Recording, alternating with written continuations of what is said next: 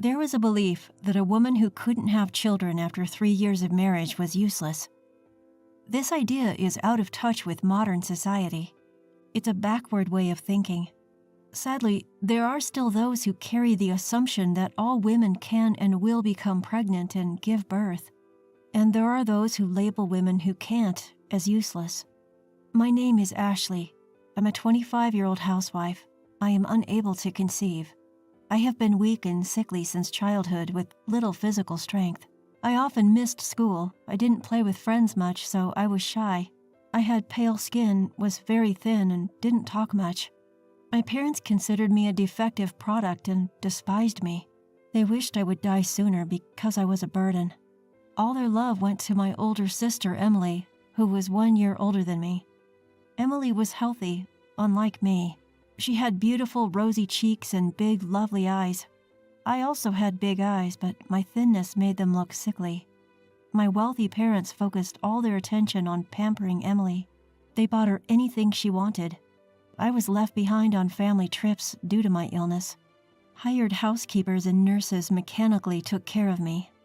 I wasn't considered part of the family, so I never received souvenirs. Being treated as defective by my family was hell. I had no friends to talk to and I was lonely.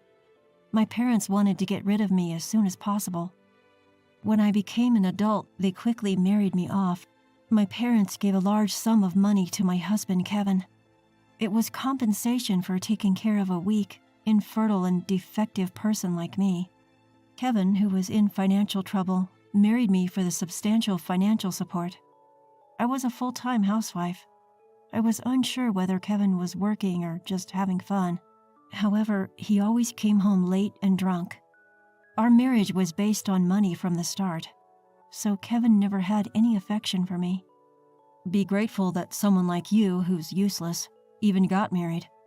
I was repeatedly told the same thing as my parents, that I was useless because I couldn't have children. I still couldn't get pregnant after several years of marriage. However, there was one thing that saved me after getting married. Although Kevin treated me coldly, my father-in-law and brother-in-law and his wife were kind to me. My father-in-law, who'd known me since I married his son at age 20, treated me like his own daughter. My brother-in-law Mike and his wife Maria cared about me, especially Maria, who was worried about me. Ashley, you don't need to be like a doll and do whatever people say. Mike works for a big company and Maria also has a job. She even runs her own interior design office. She's a cheerful and wonderful woman. Maria is also very caring. Knowing that I spent most of my days alone and lonely, she came to check on me. At first, we just had tea and chatted, but eventually she started teaching me various things. Try to get a qualification in something, even if it's just a hobby, she advised me. I told her it was impossible because I hadn't gone to school enough. Seeing that I was down, only able to do basic housework, Maria said, "If you can do basic housework, you can do most things. Learning something new builds confidence." At Maria's suggestion, I started studying for a color certification. I later learned that my father-in-law had consulted with Mike and Maria about me.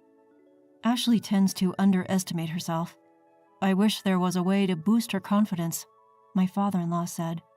Introducing her to new areas of study could help, Maria suggested. Mike and my father-in-law agreed with her suggestion. Although my parents used to say that I was weak and slow-witted, I found studying enjoyable. I gained a bit of confidence when I passed a certification exam while studying during my free time. I was happy because I had always thought I couldn't do anything. I wanted to study more and aim for higher levels. However, when I told Kevin, he just scoffed at me.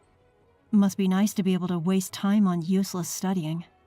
For the first time, I didn't feel hurt by his words. Instead, I felt angry. I finally let out the dark feelings I had kept inside. Are those the words something an unemployed person who relies on money from his wife's family should say? Kevin was taken aback by my sarcasm, as I had always been submissive. He got angry at being confronted with the truth. "Shut up. I'm different from a defective product like you. I'm going to make it big," he shouted. I didn't hold back in my response. You know, they call people like you big mouths. Furious at my defiance, Kevin kicked the wall and stormed out of the room. He probably went out to drink and have fun to blow off some steam. I understood that my parents wanted to get rid of their troublesome daughter, but I wish they had chosen a better partner for me. However, if they had that kind of mentality, they wouldn't have neglected their weak daughter in the first place. Marrying Kevin was a mistake. I ended up married to a loser who used the money from my family to play around. But ironically, it was Kevin's family that broadened my narrow perspective. After that incident, Kevin didn't come home for several days. I knew he was with my sister Emily, but I didn't do anything about it. Emily had divorced her husband and given up custody of her child. My parents still doted on her. That's why they allowed Kevin and Emily's affair to continue. I could clearly see the intentions of my parents, Emily and Kevin.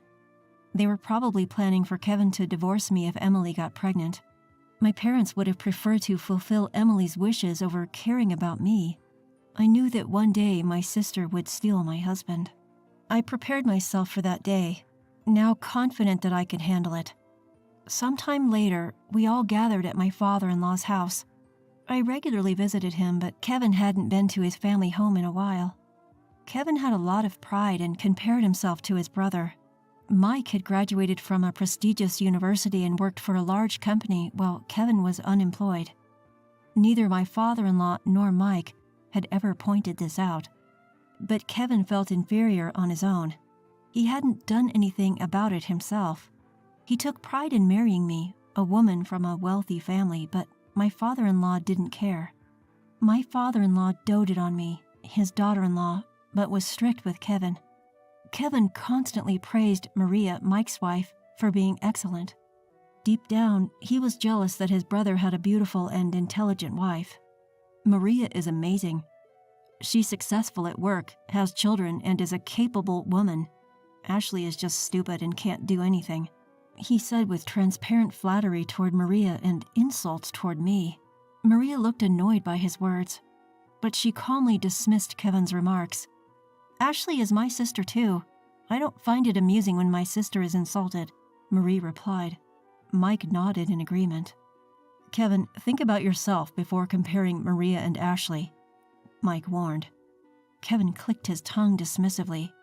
I felt embarrassed by Kevin's childish behavior. I understood that he felt inferior to his successful brother, but he needed to grow up. My father-in-law looked at Kevin with bitterness. He had treated them equally, but the siblings had turned out so differently. He had sighed about it to me. But today, my father-in-law cleared his throat and scolded Kevin. Aren't you ashamed, Kevin? Relying on Ashley's family money and not working? Ashley is a good wife. If you're a husband, support yourself. Don't you understand something so simple? Kevin's face turned red with anger. Dad, Ashley was useless and dumped on me. That's why I'm just returning the favor, he retorted. Mike answered on behalf of his father. Kevin, I don't want to say this as your brother, but your mind is rotten. Usually calm, Mike's sharp words made Kevin curse and storm out. As I tried to stop him, my father-in-law held me back. I'm sorry, Ashley. I hoped he would become more responsible after getting married, but it seems that's not the case. With their shoulders slumped, Mike and Maria sighed beside my father-in-law. As I quietly bowed my head and tried to leave, Maria stopped me. Don't worry, Ashley. Everything is prepared. I nodded and left my father-in-law's house, returning to the chaotic home where Kevin was raging. The room was a mess, destroyed by Kevin in a fit of anger. As I stared in disbelief at his childish actions, the drunk Kevin raised his voice. I'm divorcing you, the infertile one. I'm going to marry your sister. Kevin laughed, bragging that my parents had already given their consent. So Kevin chose Emily after all, I thought. My parents had always given Emily everything she wanted. Even if it was my husband, they didn't mind. Kevin knew I couldn't have children when he married me. It was convenient for him to use me as a wife. However, Emily wanted Kevin, and my parents condoned their affair. They probably wanted grandchildren now. So they would use Emily's pregnancy as an opportunity for her to marry Kevin. It was something my parents were capable of doing. When Emily divorced before, she gave up custody of her child, saying the child wasn't cute because they weren't attached to her. Emily was the type who loved herself more than her own child. I felt sorry for the child Emily and Kevin would have. Would a child born to such selfish parents be happy, I wondered. Kevin, not understanding my concerns, mocked me, telling me to leave because we were divorcing. "I'll pay you alimony, you good-for-nothing." The shameless man didn't even realize that my parents would be the ones providing alimony. I signed the divorce papers, took my essentials, and left the house. Instead of going to my parents' house, I sought refuge at Mike and Maria's. I had been consulting with them about my suspicions about Kevin and Emily's affair.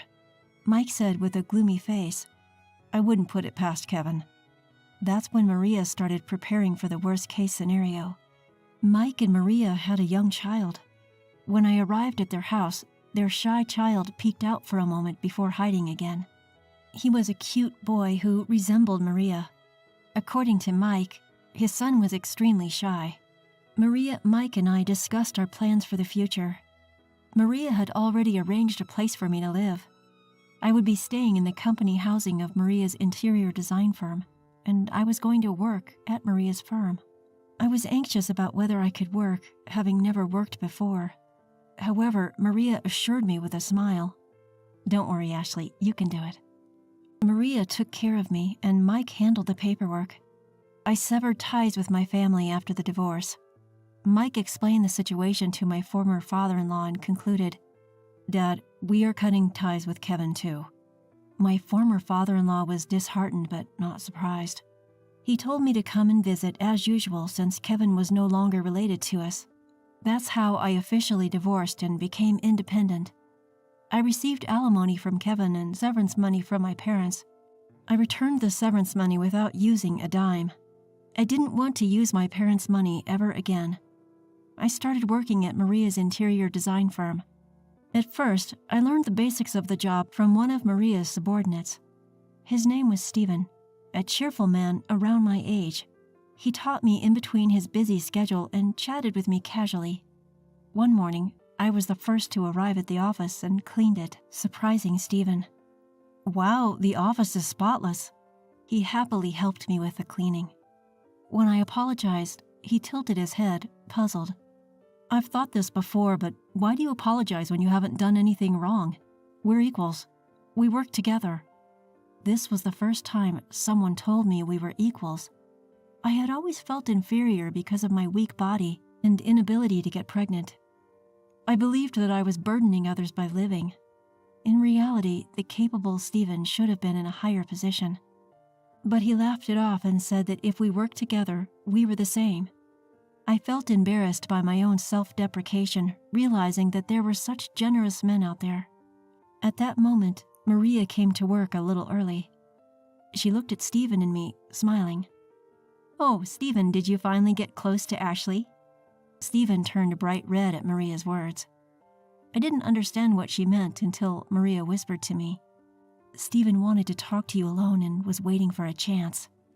Stephen blushed and said, "Director, we agreed you wouldn't say that," before leaving for the break room. Maria playfully slapped my shoulder as I stood there, dumbfounded.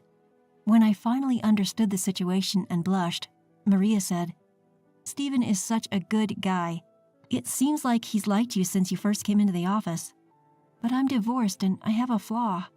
Maria exchanged glances with Stephen, who had prepared a cafe latte for her. Then she patted my bowed head and confessed a shocking truth. The son Maria and Mike were raising wasn't their biological child.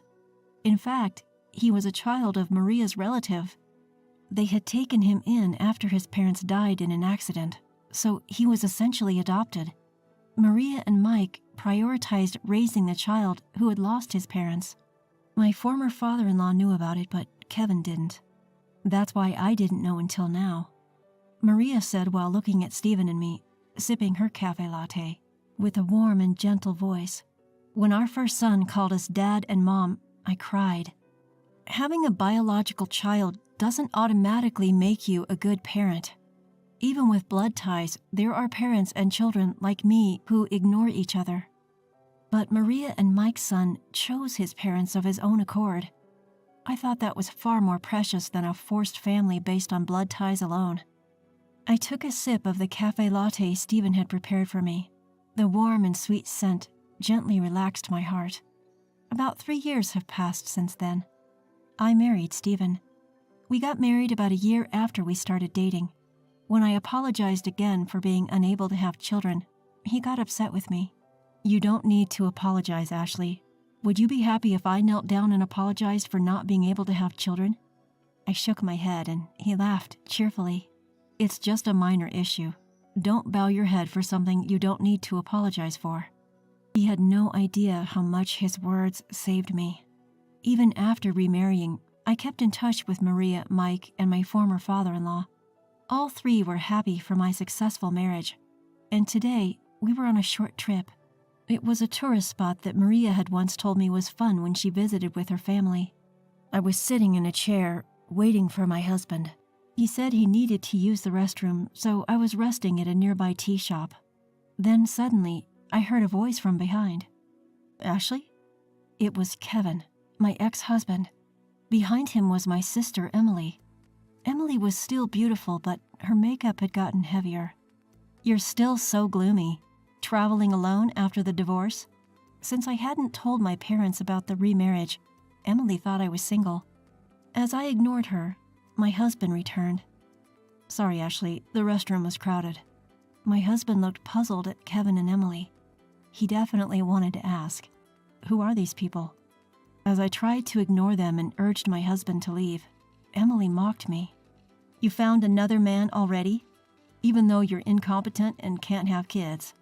As Kevin tried to laugh along, my husband spoke up, looking displeased. "I am Ashley's husband, and her name is now Ashley Stevens. By the way, we do have a child." He patted my belly and Kevin turned pale. Emily sneered. "I bet the baby will be disabled." My husband replied in a cold voice. He was probably at the limit of his patience. "Ashley is currently pregnant with her second child. Her older daughter is 2 years old and healthy. Today, we left her with my parents." Kevin turned pale at my husband's words. I myself was shocked when I first got pregnant. I cried out to the doctor at the maternity clinic, told him I shouldn't be able to have children, but the doctor examined my body and declared I could get pregnant. I had been led to believe by my parents that I couldn't have children. I had taken their word for it since they had always said so. However, my body was actually able to conceive normally. When I told my husband about my pregnancy, he was overjoyed. During my marriage with Kevin, I never got pregnant. I wondered why, so I consulted with Maria. Then she sighed, shook her head, and formed a hypothesis. I never tested myself because of my parents' suggestions. Actually, my parents knew I could get pregnant. Kevin knew too and was using contraception. Maria hesitantly muttered to me, "Ashley, there's a possibility that your parents have been deceiving you all along. Probably they didn't want me to have children. They thought it would be a hassle if I, who was frail, gave birth to a child who had disabilities. So they instructed Kevin not to get me pregnant. I remarried and had a healthy baby girl with Stephen. My second child during pregnancy is a boy, and both mother and child are healthy. I had been burdened with an inexplicable sense of guilt due to my terrible parents' scheme. As my husband and I were about to leave, Emily pointed and smirked. I aborted Kevin's child. It was a failure. In other words, she aborted it due to the possibility of disabilities. Kevin desperately begged me, "Please give me one of your children. Otherwise, I'll be kicked out." Emily laughed maliciously. I was about to scream in anger, but my husband stopped me. He looked at Kevin and Emily with disgust and said, "Save your nonsense for when you're in a coffin, you piece of trash." He gave them a sharp glare, then urged me to leave while holding my hand. I also turned my back on Kevin and Emily, sending them a contemptuous look before walking away. I felt like I had seen something incredibly bad for their unborn child. Later, I safely gave birth to a baby boy. Caring for my 2-year-old daughter and infant son is difficult, but my husband helps me. As for my ex-husband, Kevin, He was eventually abandoned by Emily. My parents were also kicked out once they were no longer needed. According to my ex-father-in-law and Mike, Kevin is in debt and struggling financially. They turned him away when he came asking for help, dumbfounded by his situation. And my selfish parents and sister Emily also ruined themselves. After divorcing Kevin, Emily indulged in affairs with married men and ultimately met her downfall. She was sued multiple times by her lovers' wives and had to pay alimony. In the process, she gradually lost her fortune and credibility with those around her. Even my parents couldn't stop Emily. Finally, due to Emily's selfishness, they lost all of their assets. Moreover, foolish Emily borrowed money from a shady company and is now being chased by a huge debt. My parents and Emily are homeless, but it's not my concern. They are not my family. They are just blood-related strangers. My precious family consists of my kind husband and 2 beautiful children. It doesn't matter what happened to my parents, Emily and Kevin. As I changed my son's diaper, my husband played with my daughter, laughing. Seeing his smile, I truly felt grateful to have met him. I smiled while watching them, and my husband looked puzzled. "What's wrong, Ashley?" "I'm just so happy to be married to you, Stephen," he playfully replied while patting our daughter. "Well, you're Mrs. Stephen too." His cheerful laughter made me and our children break into smiles as well.